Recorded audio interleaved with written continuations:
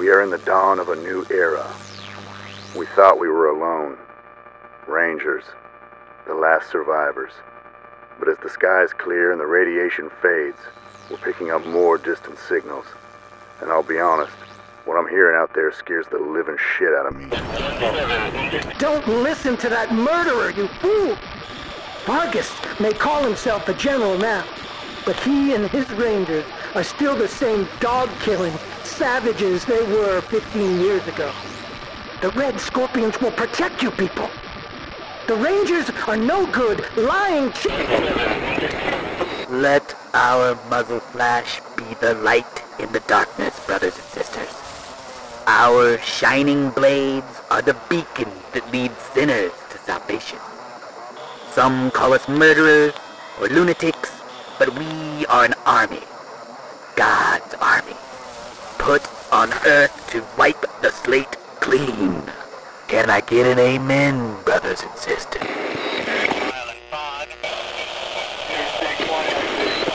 Matthias is your savior. He will make you into a perfect union of man and machine. A race of synthetic warriors who will destroy those butchers in Arizona and bring our clean and perfect future to all corners of the world.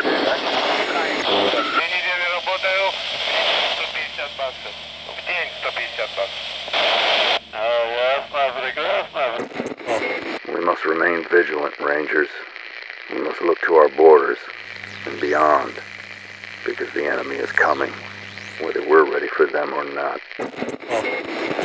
Ranger Citadel, this is Ag Center. Come in. We're under attack. It's the plants. Please come in. Ag Center, this is Citadel Base. Please state your situation. Over. Oh, thank God. Please, please hurry. The plants are attacking. They're killing us. Oh, God. The door. They're breaking down the fucking door. Ranger Team Echo 1, we have a distress call from the Ag Center. They're reporting unusual plant activity with casualties. Time to earn your pay, cupcakes. Hello Wasteland 2 backers. My name is Kris Kinana. I'm the producer here at In Exile. This is our first early gameplay video and we're pretty happy to show off our progress so far. So before we get too far into the Agricultural Center, I'll explain some of the major UI elements. On the upper left you'll see the party list, which is led by my 2-year-old son. A major feature you'll hear a lot of us talking about is player customization, which means that I had to import a picture of him when he was sick a few months back. We'll also have a bunch of in-game portraits that you can choose from if you don't want to import one. Finally, rounding out the list, we have our resident dog designer, Chewy.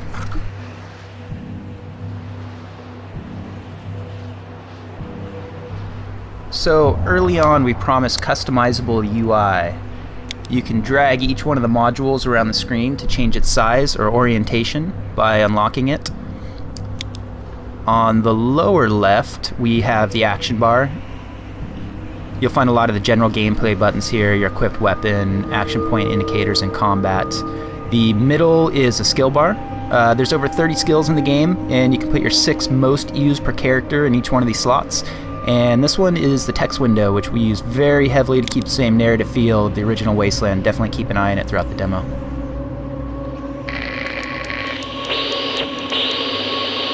Ag Center, this is Citadel Base. Be advised, Ranger Team Echo 1 is on site and approaching your position. Help is on the way.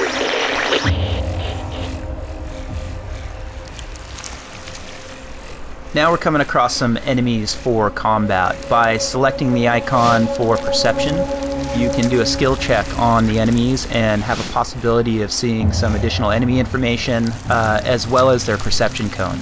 So if you cross paths with that perception cone with any of the Rangers, it starts combat. Right now we're going to spread out the Rangers, get ready for the first encounter, and here it goes.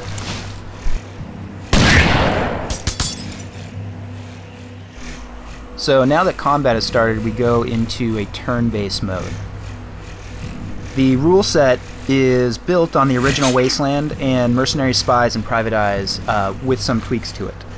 So we use things like distance-based modifiers for chance to hit, including higher % chance as enemies get closer to you, Enemy size and speeds also affect your chance to hit. Larger enemies are much easier to hit than smaller guys or very quick enemies.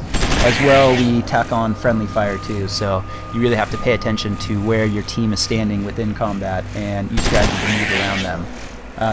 Another thing that we're doing is making sure that sounds are also alerting enemies. So if you fire a shot somewhere outside of the range of enemies, they don't care. If you're close to them, then they might actually go to alert the sound and see if they can figure out who shot it. So we do have a hex-based system as well. You can see here that one of the player customization options is we default it off, but if you want to play with the hex grid on, you are more than welcome to do so. How you spec your attributes during character creation changes each one of these characters pretty drastically.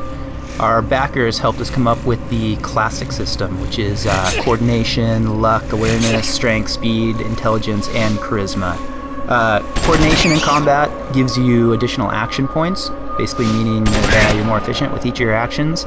Awareness increases your initiative, generally gives you a few more turns than any one combat encounter. Strength gives you a higher maximum constitution and melee damage. Constitution is our version of hit points. And speed will increase your movement in combat. So between the trade-offs of where you put the points in each one of those different attributes can give you a pretty vastly different character for combat. As you might have noticed by now, we're using a two-stage fog of war system. The first layer is areas that you haven't yet explored, and the second one is what you have explored but is just outside of your current perception radius. And now we're going to show an ambush maneuver. You can select multiple rangers and have them fire on an enemy at once to start combat. You don't have to select just a single type.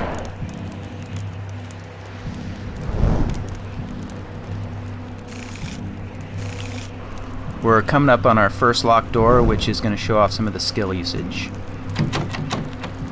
So I can go down and select lockpick with Chewy and trying to use it on the door. You'll see that it said it was a medium skill difficulty. Takes a little while for the skill bar to go up, and he failed. So in character creation, he wasn't necessarily spec'd with a very high lockpick skill. I can try somebody else, like Natasha, who does have a high lockpick skill. Hers said simple, which makes it a lot easier for her to open these doors. As you progress through the game, the difficulty of the obstacles will continue to get harder, and the more that you use each one of your skills, the better that those skills will get. So here we had a different guy. Chewy is the safecracker, so he went in, was able to open it up. We got a canteen, now we're moving out.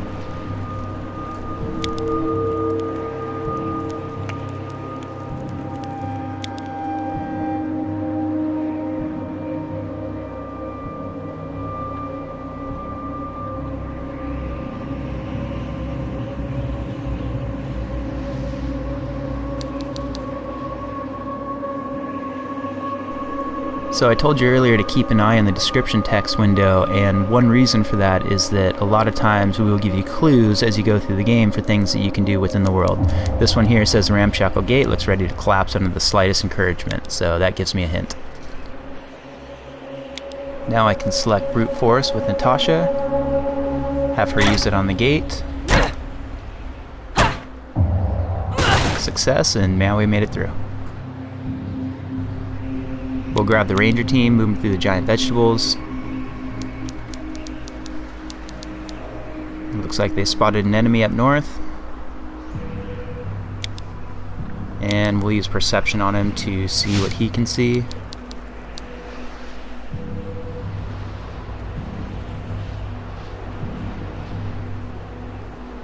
So this looks like a good opportunity to take somebody, bring him around to a cover point, and see if we can flank him from behind with the other team.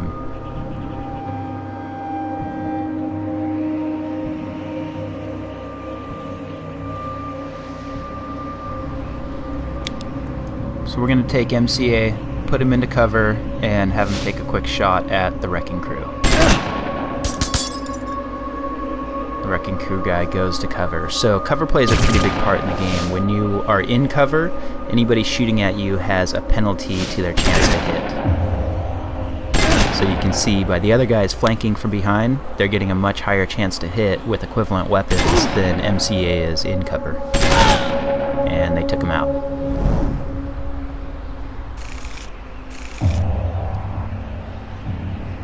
We'll get the team back together, move on towards the huge central building, which is the entrance to the agricultural center.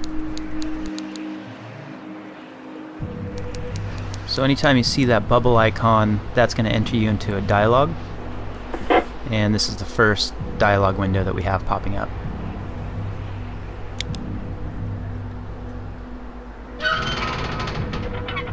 Looks like she let us in. The Ranger's going to make their way into the central complex.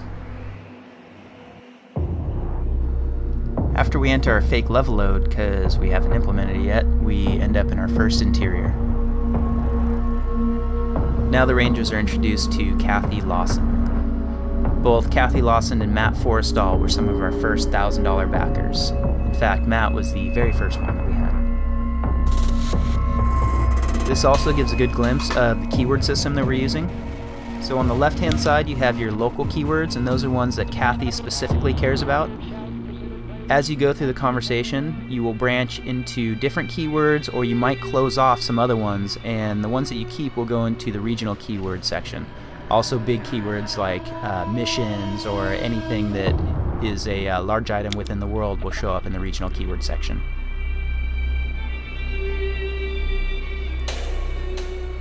Anything on the right-hand side, most people on the map will have some sort of response or reactivity to.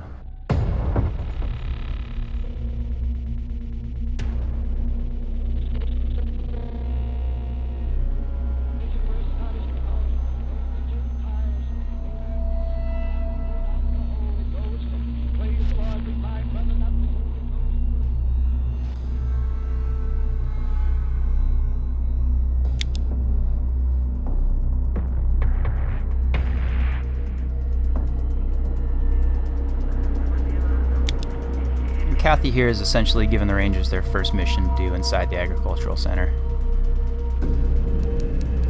And they make their way over to Matt Forrestal.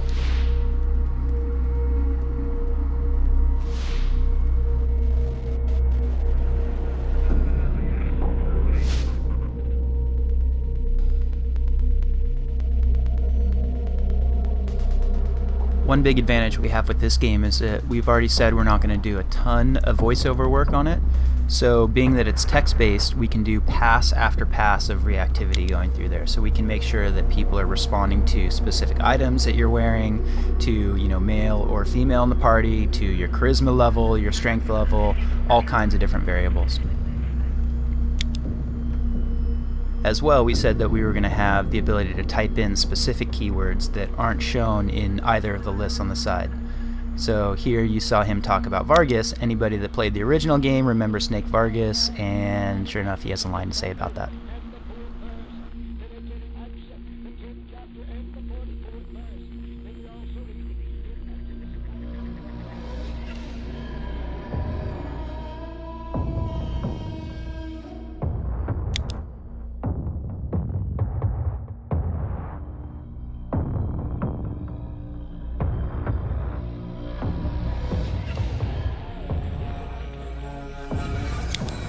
We'll go ahead and finish up the conversation with Matt, and it looks like he's pretty happy with how it went.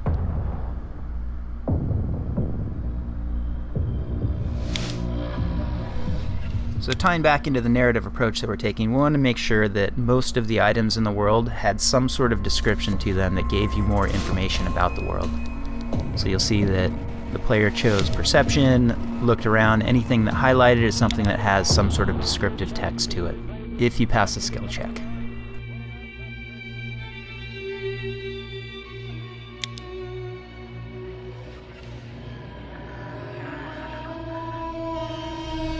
Some of the descriptive text you come across are put in there pretty much just to entertain us.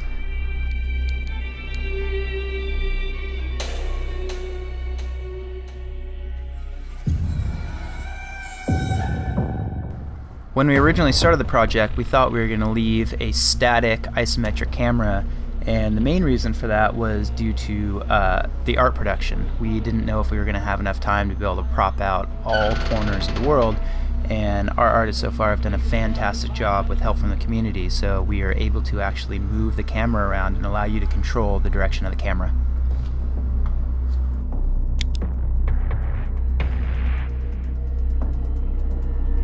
One of the things that we loved about the original Wasteland was that there was more than one way to solve the same obstacle. You could use strength on a door to break it down, you can use an RPG to blow it up, you could use demolitions on the door, you could pick it, and we want to make sure that we're keeping the same thing for this game. So lockpick isn't going to be the solution for every single door that you find. This one here, brute force works, later on maybe demolitions will.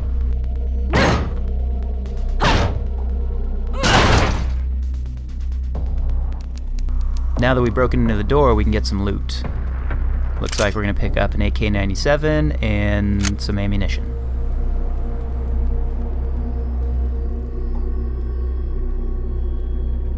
Now we'll grab the rest of the team and continue exploring the halls of the Agricultural Center.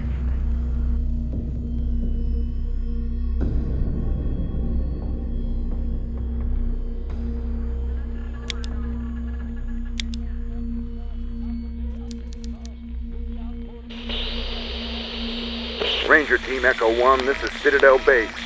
Received word from Maxwell, all that you are on site and en route to irrigation shutoff. Please confirm. Over.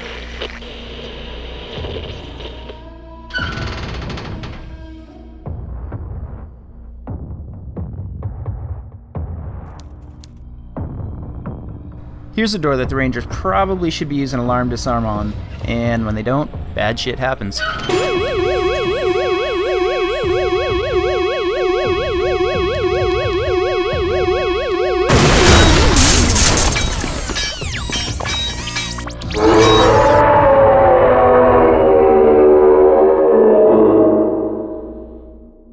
First off, I want to apologize to everybody for having to sit there and listen to me for the last 15 minutes. And second, everybody in Exile wants to thank each and every one of you that helped pledge for the game. We really hope that you're happy with where your money's gone.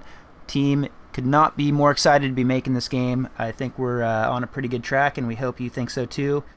Thanks for watching.